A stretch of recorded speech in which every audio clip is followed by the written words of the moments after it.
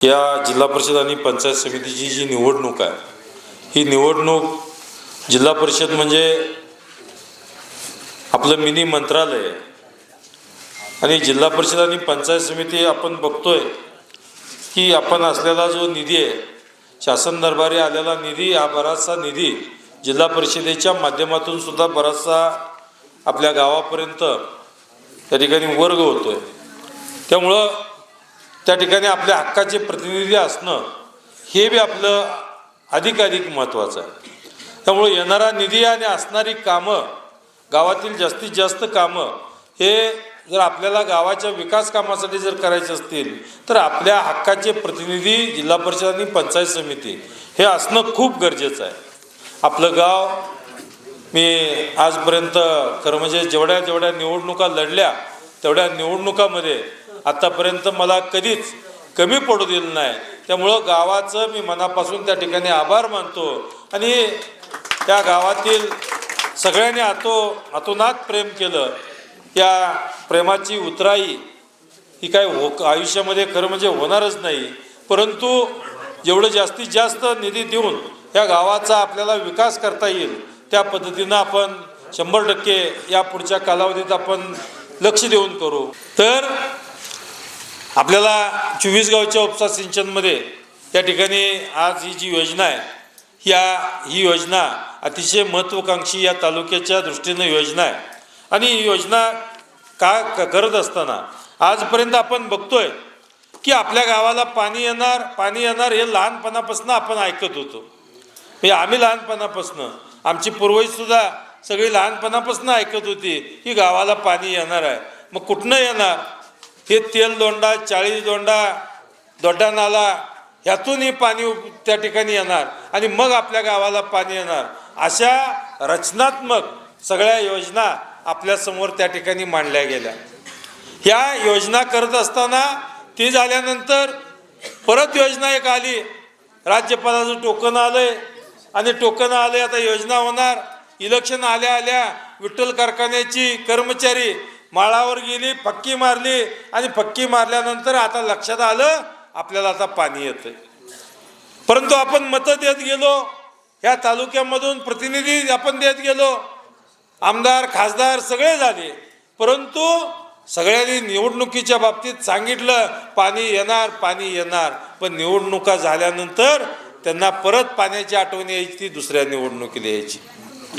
परंतु आपण सगळ्यांनी पोटनिवडणुकीमध्ये या राज्याचे मुख्यमंत्री देवाभावांनी माझ्यावरती आपण सगळ्यांनी विश्वास ठेवला, आमच्या शब्दाला मान दिला आणि या तालुक्यानं या ठिकाणी प्रतिनिधी म्हणून मुंबईमध्ये आपल्या तालुक्याचं, या मतदारसंघाचं प्रतिनिधित्व करण्यासाठी आपण पाठवल्यानंतर त्या ठिकाणी मी देवाभाऊ, त्यावेळेला विरोधात सरकार होतं, देवाभाऊंच्या मागं लागून त्यावेळेला आम्ही दिल्लीवरनं योजना आणायची, मंजूर करून आणायचं, दिल्लीवरून पैसा आणायचा, याकरता बऱ्याचशा उपाययोजना करत होतो। परंतु कालांतराने एक वर्षभराच्या कालावधीत या ठिकाणी आपलं सरकार या महाराष्ट्र सरकारमध्ये येऊन बसलं आणि महाराष्ट्र सरकारमध्ये आल्या त्या ठिकाणी आपण या योजनेची फाईल तातडीने वरती घेतल्यानंतर या योजनेमध्ये एवढ्या अनंत अडचणी होत्या, एवढ्या त्रुटी होत्या, प्रत्येक गोष्टीला या ठिकाणी प्रत्येक डिपार्टमेंटला ही फाईल अडकायची।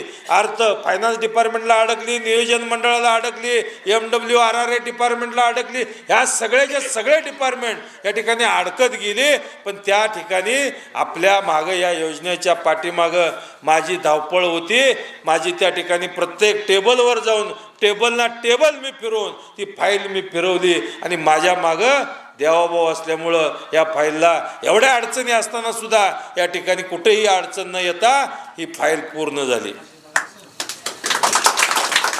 आज ती फाईल जेव्हा पूर्ण झाली, फाईलला मंजुरी मिळाली आणि या मंजुरीला जवळजवळ 700 कोटी रुपये हे आपल्याला या योजनेसाठी मंजूर झाले आणि 700 कोटी रुपये ही 3 टप्प्यातली योजना।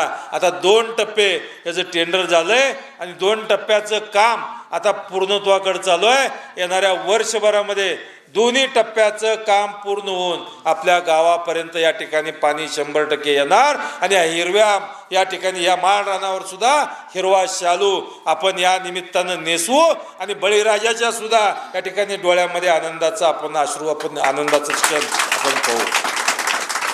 होती विदर्भाचा अनुशेष. हा विदर्भाचा अनुशेष भरल्याशिवाय या योजनेला पैसे मिळत नव्हते.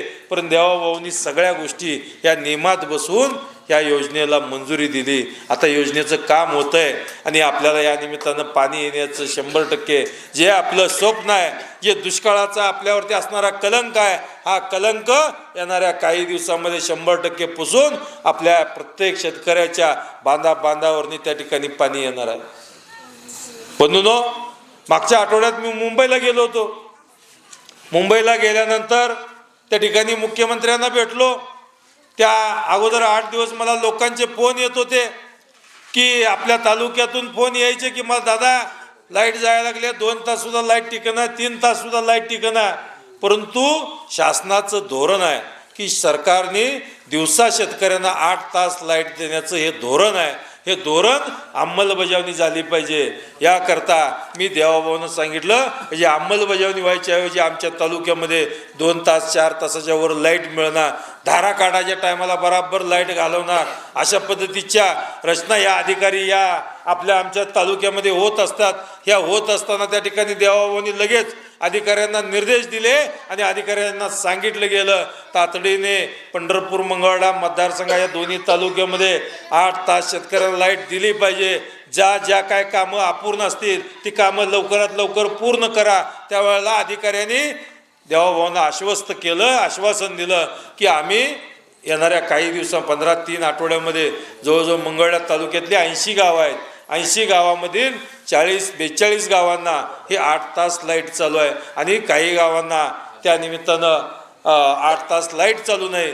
परंतु काही सबस्टेशन काही ह्याच्या असणाऱ्या केबलिंगचं काम हे जर पूर्ण झाल्यानंतर प्रत्येक तालुक्यातील प्रत्येक गावाला हे 8 तासाचं त्या ठिकाणी शेतकऱ्यांना लाईट मिळणार. मग मी लगेच मुख्यमंत्र्यांना सुद्धा सांगितलं लाईट देताय पण भाऊ आम्हाला त्या ठिकाणी DP दिली पाहिजे. ते म्हणले किती DP पाहिजेत? तर मी म्हणलं मला वाटलं देणार नाही ती. मी म्हणलं 300 DP दिले. म्हणले किती लागतात पैसे? 10 कोटी रुपये. 10 कोटी रुपये 300 DPचे या ठिकाणी त्यांनी मंजूर केलेले आहेत.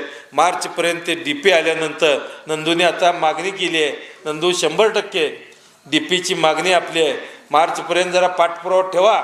मार्चला करा, आता काय पाठपुरावा ठेवू नका. हे फेब्रुवारी अधिवेशन संपलं का पाठपुरावा करा. तुम्हाला 100% मी आपल्या गावाला DP न मागता देणार आहे. ते मागितल्यावर तर तुम्ही 100% देणार आहे. काय काळजी करायचं पांडुमामा गरज नाही. तर DP सुद्धा जरी जळला असेल तर तुम्ही कधी मला असेल ऑफिसला असेल, आता नंदू असतोय, आझादभाई असते, सगळे असतात तिथं. विलासराव इथनं जरी फोन आपल्या ऑफिसमधनं गेला, जरी तुमचा सकाळी DP उतरला तर संध्याकाळी 100% जोडला पाहिजे. जर नाही जोडला तर तुम्ही मला त्या निमित्तानं मला सांगा, नाहीतर ऑफिसला सांगा. मग त्या अधिकाऱ्यांचं सुद्धा माझ्या पद्धतीनं मी काय बघायचं ती बघतो.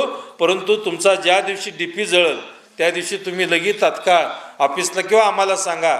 100% तुमचा DP लगेच त्याच दिवशी भरून दिला जाईल. एवढं या निमित्तानं आपल्याला सांगतो.